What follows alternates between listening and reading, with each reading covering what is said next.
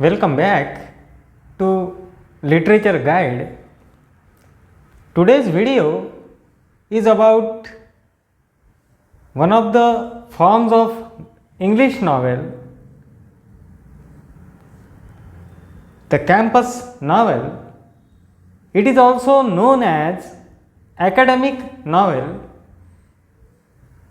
This video contains information about the campus novel, its features and setting, along with a few examples.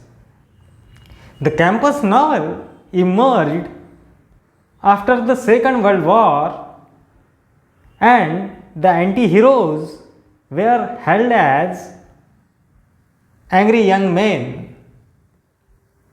Mary McCarthy's The Groves of Academe can be considered as the finest example of the campus novel. I don't want to waste your time, but before diving into the video, I have to make you remind that many videos have been produced for the students. I have tried to cover all the important information about the campus novel for the students who are pursuing the NET and SET examinations and the other competitive examinations. I have already made videos on pseudonyms of English writers, unfinished works of English writers, the Gothic novel. You can watch all those videos by visiting my channel. Let's dive into this video and enjoy it.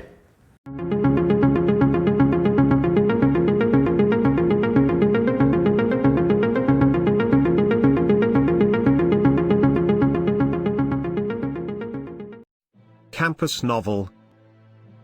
In the 1950s, a new form of novel appeared on the literary scene. It is known as campus novel. The campus novel is also called as academic novel. The action of the campus novel is usually set within the campus of a college or a university. The writers of campus novels had first-hand experience of teaching at various universities and colleges. The novelists have recorded their experiences in their works. They have woven the stories of their novels in or around the campus of the institutions. The readers can find a fine blending of realistic and imaginary elements in the campus novel. The campus novel generally deals with the internal affairs of a university or a college. It deals with the complex relationships among the faculty and the staff. It presents a picture of the past memories of the members of the university, their experiences, power politics, conflicts and struggles of the characters. The campus novel presents the socio-cultural point of view of one of the members of the staff. It abounds with scenes of drinking, partying, love scenes, seduction, molestation, envy, sexual exploitation and manipulation in the university or college campus. Such scenes are the inseparable part of campus novel. Extramarital relationships, adultery of the authorities have been focused through the campus novels. The campus novel also unveils the snobbery and hypocrisy of people. There are also scenes of disparity and discrimination on the basis of caste, religion, culture, language and gender in the campus novel. The campus novel presents the dirty picture of power politics within the academics. It also highlights class struggle and gender struggle.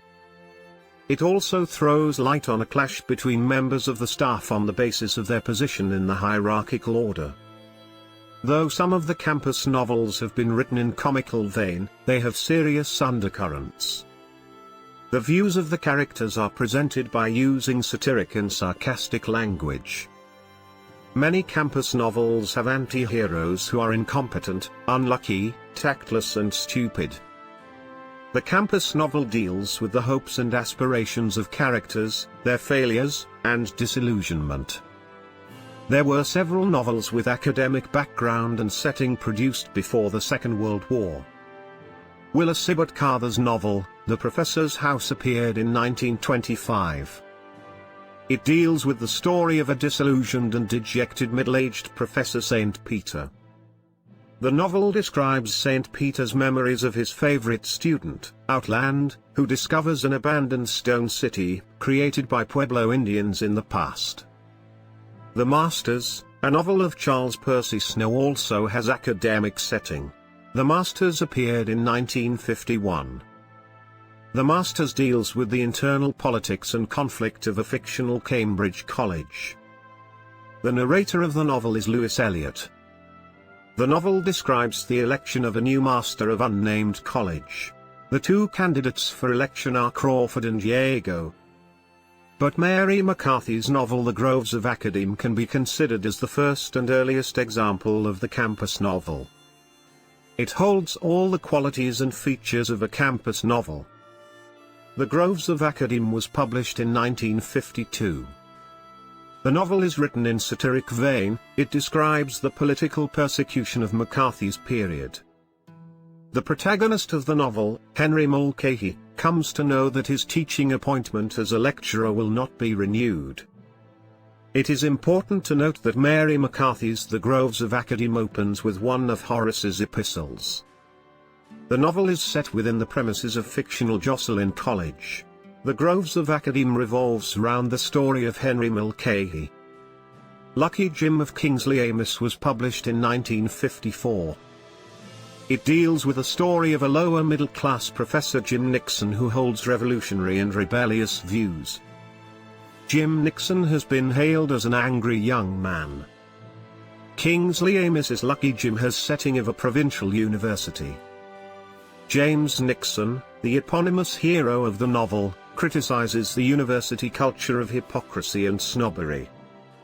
There are many scenes of love affairs, flirting, exploitation and internal politics of the university. It is important to note that the novel has been dedicated to Philip Larkin. Kingsley Amis's Lucky Jim presents the conflict between Jim and his head of department, Welch, who is highly manipulative. Randall Jarrell's novel, Pictures from an Institution, appeared in 1954. The novel has a nameless narrator. Pictures from an Institution presents keen observation of students and the staff of the Benton Women's College. In this novel, Randall Jarrell has satirized life in progressive women's college. The novel comments upon the oddities of academic life. It is said that the character of Gertrude is modeled on Mary McCarthy. Vladimir Nabokov's novel, Prin, was published in 1957. It deals with the story of Timothy Prin, a professor of Russian at fictional Wendell College. Malcolm Bradbury's campus novel, Eating People Is Wrong, was published in 1959. The novel deals with the story of the relationship between Stuart Treece, a professor of English, and his students. The novel is set in a provincial English university. The novel presents Stuart Treece's failures as a professor and a lover. Stuart Treece realizes that his moral scruples and socialism are no longer appropriate and viable. He feels alienated and frustrated in the company of his young students. He also finds his professional career on the wane. Another novel of Malcolm Bradbury, namely Stepping Westward, appeared in 1965. The novel has setting of Midwest of America. It is an entertaining campus novel written in the style of David Lodge's Changing Places. Malcolm Bradbury's Stepping Westward was followed by his third novel, namely The History Man. It was published in 1975. The novel is set in the University of Watermouth. Howard Kirk is the protagonist of the novel, who is a lecturer in sociology. Howard Kirk and his wife, Barbara Kirk, detest exploitation, manipulation, disparity and discrimination. The novel presents many scenes of adultery, flirting, and seduction. For example, Barbara Kirk flirts with an Egyptian student behind her husband's back. Similarly, Howard also has illicit relationships with his student and faculty members. John Simmons Barth's allegorical novel, Giles Goat Boy, abounds with allusions from mythology. John Barth has delineated the universe as a university campus. The novel is an allegory of Cold War. George Giles is the protagonist of the novel. The novel is a fine example of metafiction, and it is written in comical vein with serious purpose. John Barth's Giles Goat Boy describes the spiritual development of the hero, George. Giles Goat Boy was published in 1966. Alison Lurie produced The War Between the Tates in 1974. The novel deals with student politics, infidelity, marital anguish and teenage revolt. The War Between the Tates presents the turmoil and conflicts of the late 1960s. It describes upheavals in political and social spheres. Erica and Brian are the chief characters of the novel. They are a successful academic couple. A twist comes in the marital life when Jenny, a young student, comes to their life. Jenny opposes sexist view of Professor Dibble. Brian is allured by Jenny's beauty. The novel highlights the start of the feminist movement.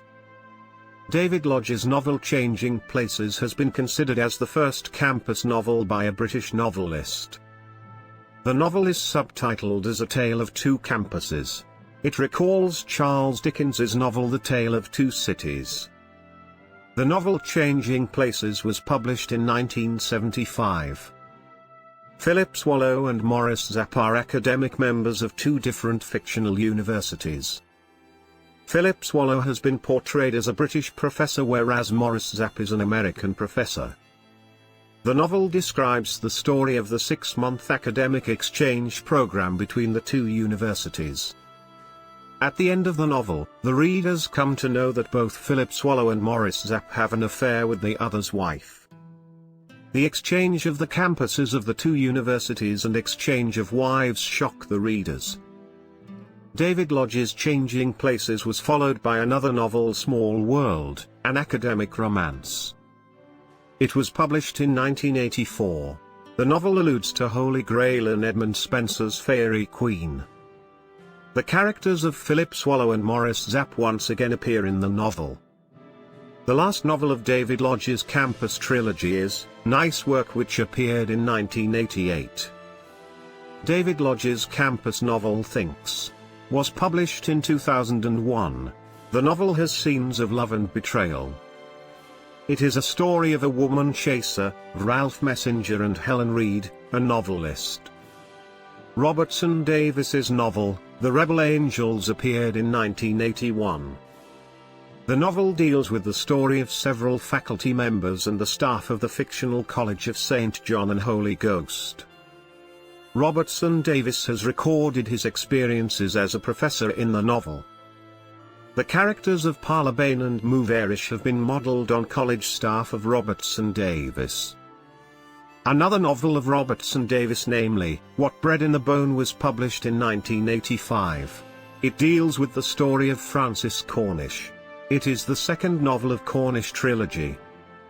The novel What Bred in the Bone was followed by The Lyre of Orpheus, the last novel of the Cornish trilogy. The Lyre of Orpheus appeared in 1988. The novel presents scenes of exploitation, seduction and love affairs. Howard Jacobson's campus novel, Coming From Behind, was published in 1983. The novel is set in a Midlands polytechnic. It is written in satiric vein. Sefton Goldberg is the protagonist of the novel. He abhors his weaknesses. The novel Coming From Behind presents realistic picture of depressed and demoralized lecturers in comic manner. It deals with humiliation, envy and helplessness of Sefton Goldberg. John Maxwell Coetzee's famous novel Disgrace was published in 1999. The novel deals with the story of David Lurie, a professor of English who is charged with sexual harassment of Melanie Isaac, a student. It is important to note that John Maxwell Coetzee is the first writer to win the Booker Prize twice. Disgrace won the Booker Prize in 1999. The Human Stain of Philip Roth also holds some features of the campus novel. It was published in 2000. The novel deals with the story of Coleman Silk, who is a retired professor of classics. The narrator of the novel is Nathan Zuckerman. Tom Wolfe's novel, I Am Charlotte Simmons, appeared in 2004. The novel I Am Charlotte Simmons deals with a story Charlotte Simmons of a college. She is studying at a fictional university. Charlotte is seduced by Hoyt and Adam. Truth and Consequences of Alison Lurie appeared in 2005. It deals with the effects of pain on creative process and relationships. The protagonist of the novel is Alan Mackenzie, who suffers from back pain.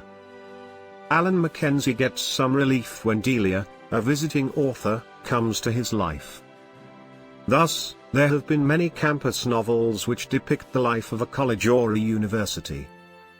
The hopes and disillusionments of the characters have been focused through these novels. The campus novel presents the realistic picture of life after the Second World War. How is the video? I hope you liked the video. I will meet you soon with a new video with interesting topic. But before I leave, let me remind you of some of the videos I have already produced. You just visit my channel and watch all those videos made for you. I have already mentioned them at the beginning of the video. If you really like the videos, please like and subscribe and put your comments in the comment box below. Your views and opinions, they are precious for this channel. Meet you soon with a new video. Meet you. Please subscribe Literature Guide.